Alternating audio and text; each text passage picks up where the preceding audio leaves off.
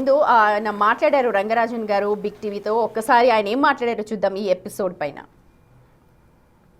American senator చేసిన కమెంట్లపై నేను ప్రత్యేకంగా గమనించాను.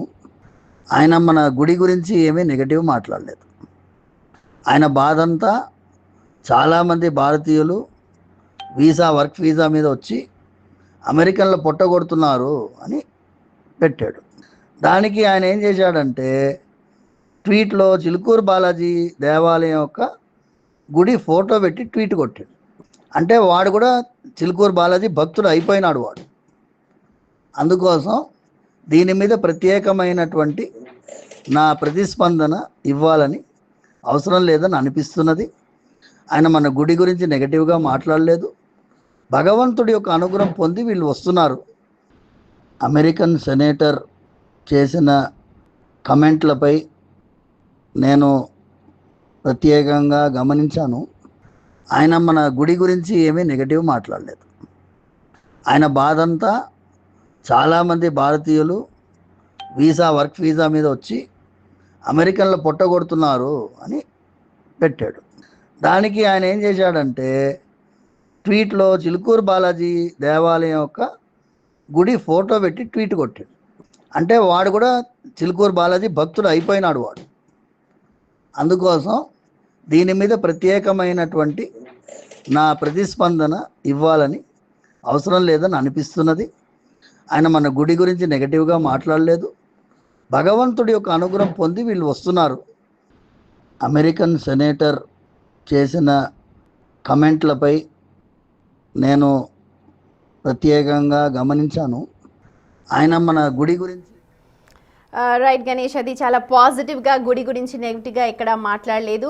గుడి అంటే దేవుడి అనుగ్రహంతోనే వాళ్ళందరూ అమెరికా వెళ్తున్నారు కాబట్టి దాన్ని నేను పాజిటివ్గానే చూస్తాను. పెద్దగా దాని మీద అభిప్రాయం చెప్పాల్సిన అవసరం కూడా లేదు. అండ్ అలాగే ఆయన ఎప్పుడైతే పోస్ట్ పెట్టాడో మన గోపురాన్ని ఎప్పుడైతే పెట్టాడో ఆయన కూడా భక్తుడైపోయాడు అని చెప్పి చాలా చాలా పాజిటివ్గా రంగరాజన్ గారు. కానీ ఇక్కడ బిలీఫ్స్ దాన్ని క్వశ్చన్ చేసి, అలాగే మనం ఫస్ట్ నుంచి మనం మాట్లాడుతున్నాం దీన్ని ఒక మాఫియాగా అభివర్ణించడం, దీన్ని మనం క్వశ్చన్ చేస్తూ ఉన్నాం.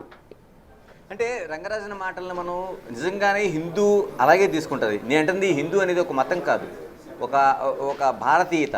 నిజంగానే ఇంతమంది భారతీయులు ఉన్నారు. నిజంగానే భారతీయత అనేది ఒక భారతీయత. దాన్ని మత విశ్వాసాలతో లింక్ పెట్టినా లింక్ పెట్టకపోయినా చెప్తాం కదా, ఏకత్వంలో భిన్నత్వం, భిన్నత్వంలో ఏకత్వం లాంటి ఒక ప్రయాణం అది. అందుకని ఆయన మాటల్లోనే మనకు కనిపిస్తుంది దేన్నైనా ఆస్వాదించగలుగుతాం మనం, దేన్నైనా దాన్ని తీసుకోగలుగుతాం పాజిటివ్గా.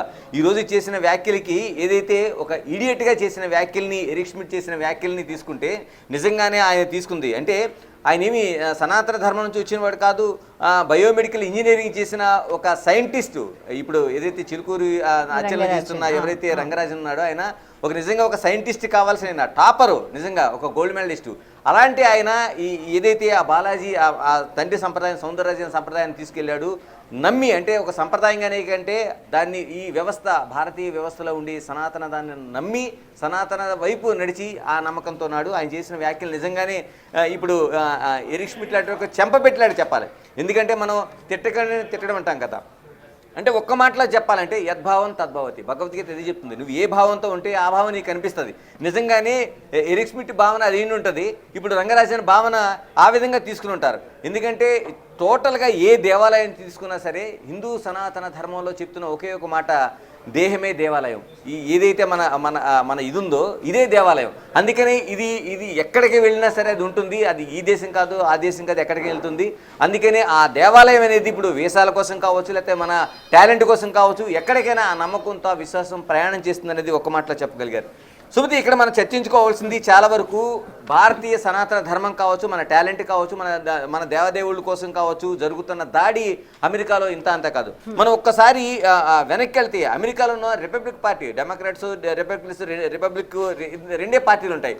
ఈ రెండు పార్టీలో మనం అలెగ్జాండర్ డంకన్ కోసం మాట్లాడుకోవాలి. ఎందుకంటే ఆయన హనుమాన్ విగ్రహం కోసం చాలా కాలం క్రితం చేసిన ఏదైతే ప్రచారం ఉందో, ఒక దాడి ఉందో, అంటే టెక్సాస్లోన ఆయన చేసింది, అలెగ్జాండర్ డంకన్ చేసిన విమర్శలు చాలా కాలం క్రితం ఒక పెద్ద చర్చకి లేవదీసినాయి. ఎందుకంటే హనుమాన్ విగ్రహం పైన తీవ్ర వివాదాస్పదమైన వ్యాఖ్యలు చేశాడు ఆయన. టెక్సాస్లోన షుగర్లాండ్లో అనుకుంటా బహుశా ఆ ప్రాంతంలో దాదాపు 2024 ఈ మధ్యకాలం ఆగస్టులో 90 అడుగుల భారీ హనుమాన్ విగ్రహాన్ని పెడితే ఆయన చిన్నజీయర్ స్వామి ఆవిష్కరించినట్టున్నారు దాన్ని.